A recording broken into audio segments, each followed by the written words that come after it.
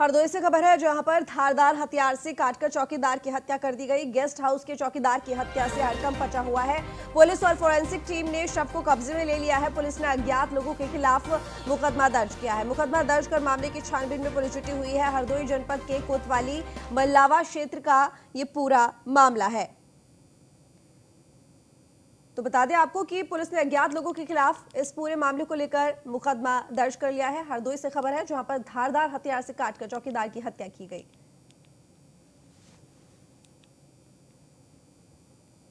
तो guest house के चौकीदार की हत्या से हड़कंप मचा हुआ है इलाके में और पुलिस और फोरेंसिक टीम ने शव को कब्जे में ले लिया है। पुलिस ने अज्ञात लोगों के खिलाफ मुकदमा दर्ज कर लिया है। मुकदमा दर्ज कर मामले की छानबीन में जुटी हुई है। हरदोई जनपद के कोतवाली मल्लावा क्षेत्र का ये पूरा मामला। रात को करीब 3 बजे जो उसमें चौकीदार रहता है उसका हत्या हो गई है, कर दी गई है किसी अज्ञात व्यक्तियों के द्वारा।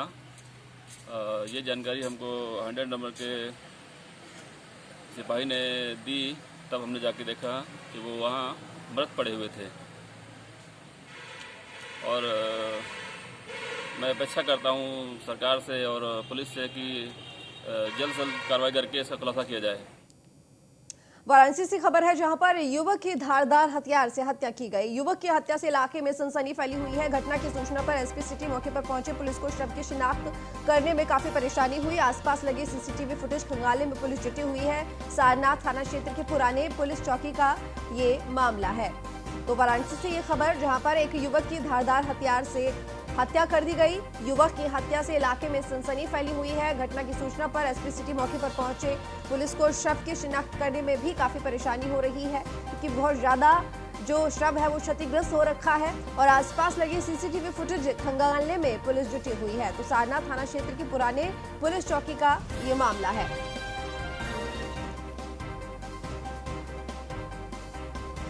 तो पुलिस इस पूरे मामले पर कार्रवाई कर रही है।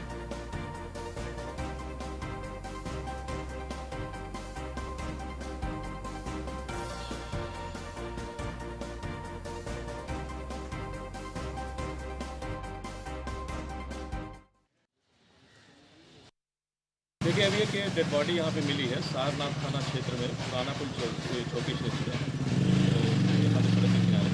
और उसको मेरी अपर पार्ट में उसके गले के आसपास थी, तो चाहता हूँ पोस्टमार्टम के लिए भेजा गया है, हॉस्पिटल भेजा गया है। यहाँ पे मौके पे हमारी फील्ड टीम, डॉक्टर स्क्वाड सभी लोग मौजूद हैं। इसकी पूरी जाँच की जा रही है। इनकी शिनाख्त धनंजय नाम के व्यक्ति के रूप में हुई है, जो खालिदपुर क्षेत्र के रहने वाले हैं। इनके घर वालों से और बाकी सभी जितने संबंधित लोग हैं सबसे हमारी बातचीत हो रही है। जो घटना के पीछे जो कारण है और बहुत जल्दी उसकी जानकारी करके कि घटना को।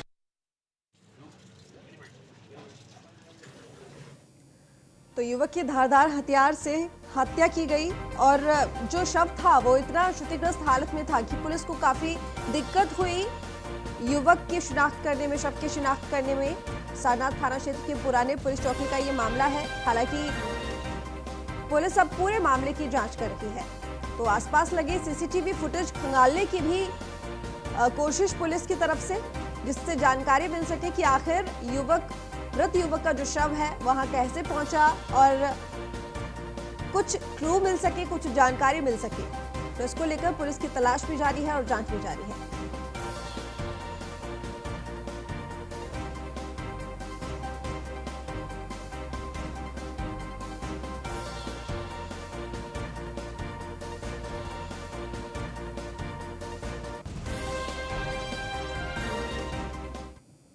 वहीं महोबा में बेखौफ दबंगों के हौसले बुलंद। दिन दहाड़े दबंगों ने की घर में घुसकर मारपीट। 2 अलग मामलों में 2 युवकों को जमकर पीटा गया। मारपीट का वीडियो सोशल मीडिया पर वायरल भी हुआ।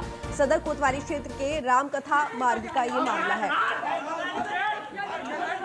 तो महोबा से खबर आपको बता रहे हैं, जिसकी तस्वीरें फिलहाल आप देख भी रहे हैं। मारपीट का वीडियो सोशल मीडिया पर जमकर वायरल हो रहा है। बेखौफ दबंगों के हौसले किस कदर बुलंद है। महोबा में दिन दहाड़े दबंगों ने घर में घुसकर मारपीट की। 2 अलग मामलों में 2 युवकों को जमकर पीटा। तो मारपीट का वीडियो सोशल मीडिया पर वायरल भी हो रहा है। सदर कोतवाली क्षेत्र के रामकथा मार्ग का ये पूरा मामला है। तस्वीरें हम आपको दिखा रहे हैं। ये खोल लो। महोबा के दबंग है जो कि जबरदस्ती घर में घुसकर मारपीट कर रहे हैं।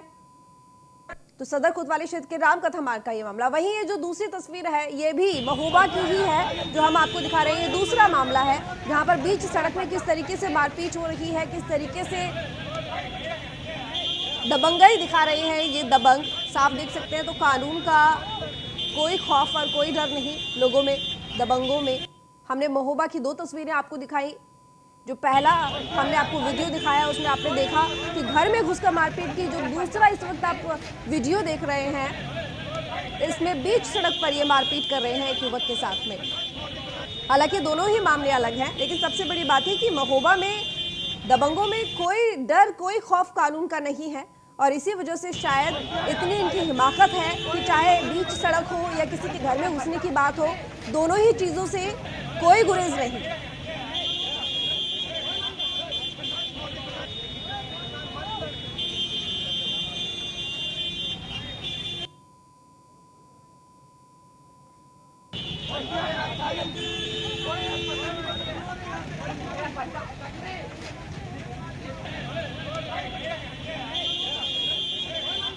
तो सदर कोतवाली क्षेत्र का ये मामला है। महोबा में बेखौफ दबंगों के हौसले।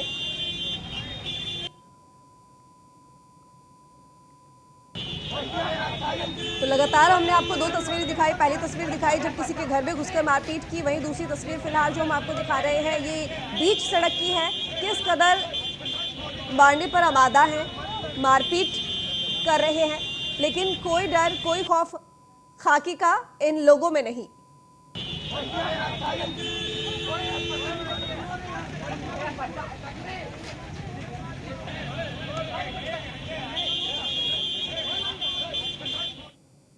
बरेली से खबर है जहां पर फ्लाइट रवाना होने के बाद एयरपोर्ट पर व्यापारी का हंगामा। एयरपोर्ट स्टाफ और जनरल मैनेजर पर लगाए लापरवाही के आरोप। बोर्डिंग पास होने के बाद भी विमान परिसर में प्रवेश नहीं दिया। नागरिक उड्डयन मंत्री से भी व्यापारी ने शिकायत की है।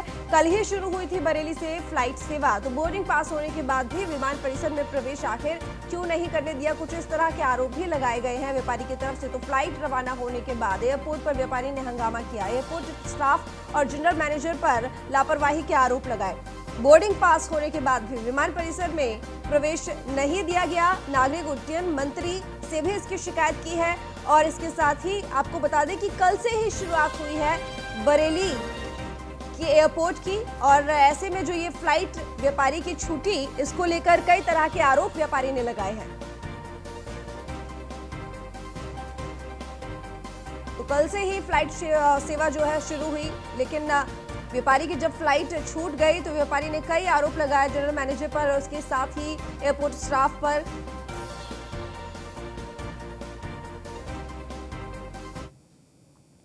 सर मैं यहाँ से फ्लाइट निकल गई, 2 अंदर से बैठे हैं सारे स्टाफ से। मैंने पूछा, एक स्टाफ से 2-3 बार बोले नहीं आज लेट है, आज लेट है, अभी जाना जब लंच मोड होगा तब जाना।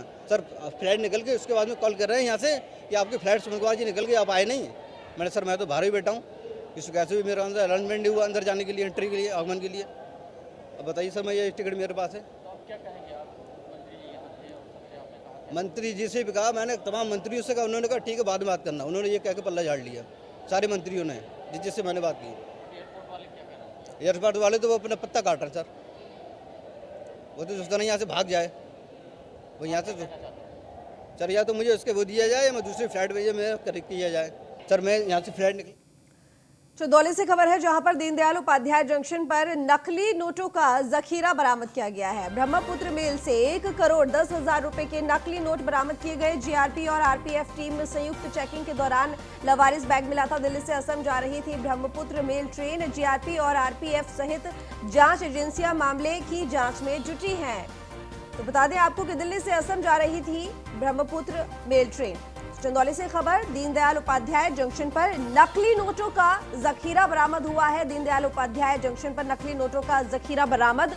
ब्रह्मपुत्र मेल से 1,10,00,000 रुपए के नकली नोट बरामद हुए। जीआरपी और आरपीएफ टीम संयुक्त चेकिंग के दौरान ये लवारिस बैग मिला था। इसके साथ ही दिल्ली से असम जा रही थी ये ब्रह्मपुत्र मेल ट्रेन। जीआरपी और आरपीएफ सहित जांच एजेंसियां मामले की जांच में जुटी हुई हैं। तो दीनदयाल उपाध्याय जंक्शन पर नकली नोटों का जखीरा बरामद हुआ है। करीब 1,10,00,000 रुपए के नकली नोट बरामद किए गए हैं। आपको बता दें कि असम जा रही थी ये ब्रह्मपुत्र मेल और जीआरपी और इसके साथ ही आरपीएफ सहित जांच एजेंसियां इस पूरे मामले की जांच में जुटी हुई हैं।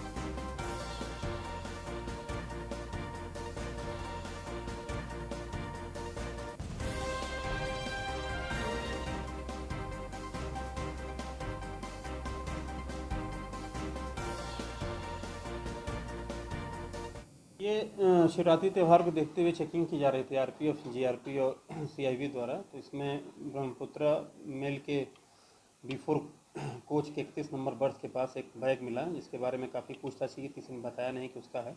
संदेह पे उसको चेक किया गया, सतर्कतापूर्वक खोला गया तो उसमें बहुत सारे नोट की गड्डियाँ मिली जो 2-2 हज़ार नोट की शक्ल में थी। और ये ले आके बैंक वगैरह में चेक करा के काउंट कराया गया तो 1,10,00,000 रुपये के ये नकली नोट हैं और 10,000 रुपये इसमें सही नोट हैं। और ये ट्रेन दिल्ली से कामाख्या असम जा रही थी। बाकी अन्य इसमें आगे विधिक कार्रवाई की जा रही है। ये शिवरात्रि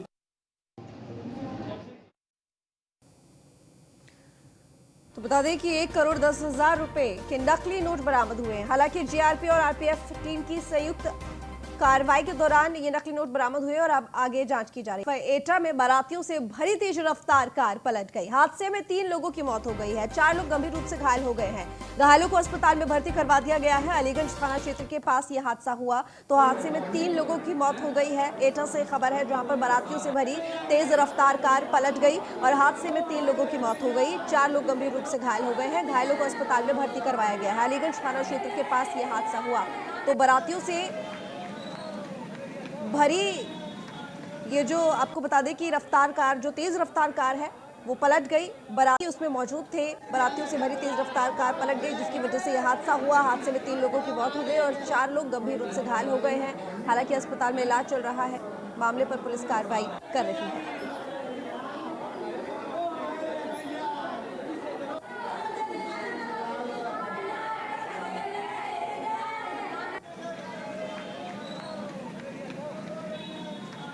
तो इस हादसे में 3 लोगों की मौत हो गई है और साथ ही 4 लोग गंभीर रूप से घायल हो गए हैं। इलाज उनका जारी।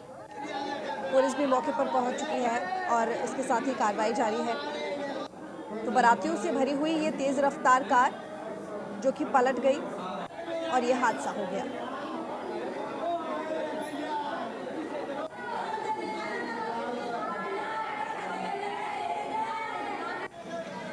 तो काफी बड़ा हादसा।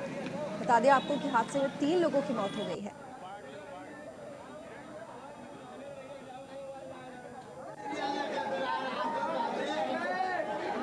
नंद कुमार हमारे संवाददाता जुड़े हुए हैं। नंद कुमार, ये हादसा कैसे हुआ? आपको बता दें ये घटना जनपद एटा के अलीगंज थाना क्षेत्र की है। ये खैरपुरा मोड़ पड़ता है, वहां पर ये सेंट्रो कार जिसमें ये बारातियों से भरी हुई थी, सामान खरीद कर जो है अपने गांव जा रहे थे। वहां ये बारात जो है बदायूं जनपद में जानी थी और ये तेज रफ्तार कार अनियंत्रित होकर पलट गई जिसमें 3 लोगों की मौके पर ही मौत हो गई और 4 लोग गंभीर रूप से घायल हुए हैं। जी, क्या किसी चीज से टक्कर हुई थी कार की? देखिए, आमने सामने किसी भी वाहन से टक्कर नहीं हुई है। ये कार जो है ऑटोमेटिक अपने आप पलटी है, अनियंत्रित हो गई थी ये कार और जिसकी वजह से ये कई फुट तक जो है ऊंची उछल के कार दूर खेत में जा गिरी। आसपास में जो किसान थे वहां काम कर रहे थे, उन्होंने उसमें से जो लोग बैठे थे उनको निकाला। उसके बाद सामुदायिक स्वास्थ्य केंद्र अलीगंज में भर्ती कराया तो डॉक्टरों ने बताया कि 3 लोग जो है मृत हो चुके हैं, बाकी 4 लोग गंभीर रूप से घायल हैं जिनको घायलों की स्थिति कैसी है? नंद कुमार, घायलों की स्थिति कैसी? इसमें 2 लोग हैं जिनकी हालत ज्यादा गंभीर बताई जा रही है, बाकी 2 लोग हैं जो कि नॉर्मल हैं। ठीक, पुलिस की क्या कार्रवाई चल रही है?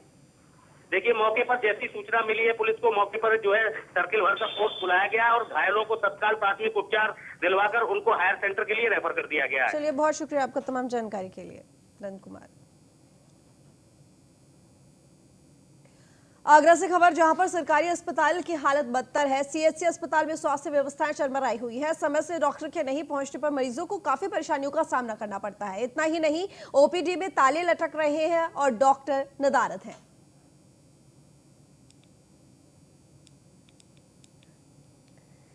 तो इलाज के लिए डॉक्टरों का इंतजार कर रहे हैं मरीज, लेकिन डॉक्टर साहब है ही नहीं। ओपीडी में ताले लटके हुए हैं। तो आगरा में ये सरकारी अस्पताल की हालत है जो कि बद से बदतर हो चुकी है। सीएचसी अस्पताल में स्वास्थ्य व्यवस्थाएं चरमराई हुई हैं, जिसकी तस्वीरें हम आपको दिखा रहे हैं। समय से डॉक्टर नहीं पहुंचे हैं और मरीजों को काफी परेशानियों का सामना करना पड़ता है। इतना ही नहीं, ओपीडी में भी ताले लटके हुए हैं और डॉक्टर नदारत रहते हैं। तो कुछ इस तरह की हालत है इस अस्पताल की। स्वास्थ्य सेवाएं पूरी तरह से बदहाल स्थिति में दिखाई दे रही हैं। जी हां, हम बात कर रहे हैं जिले आगरा के शमशाबाद के फतेहाबाद रोड स्थित महिला चिकित्सालय की। मैं आपको दिखाना चाहूँगा कि इस समय जो घड़ी में टाइम हो रहा है 10:20, लेकिन यहाँ स्वास्थ्य सेवाएं ऐसी हैं जो कि केवल कागज़ों में चल रही हैं और कागज़ों में अंकित हैं। अगर ग्राउंड लेवल पर बात की जाए तो 10:15 के करीब टाइम है और इस समय हम महिला चिकित्सालय पर खड़े हुए। मैं आपको दिखाना चाहूँगा कि अभी भी गेट पर ताला लटका हुआ है, जहां देश के प्रधानमंत्री नरेंद्र मोदी स्वास्थ्य सेवाओं को सुधारने के लिए तमाम प्रयत्न कर रहे हैं और तमाम तरीके के एडवर्टाइज भी किए जा रहे हैं, लेकिन धरातल पर इनका कोई असर देखने को नहीं मिल रहा है। हमारे साथ यहाँ कई लोग मौजूद हैं। उनका कहना है कि जो स्टाफ के लोग हैं वह नहीं आते हैं, समय से उनका कभी आना नहीं होता है, तो स्थिति बद से बदतर है, जिसके अभाव में लोग अपनों को भी खो देते हैं। हमारे साथ यहाँ के लोग मौजूद हैं, उनसे हम बात करेंगे।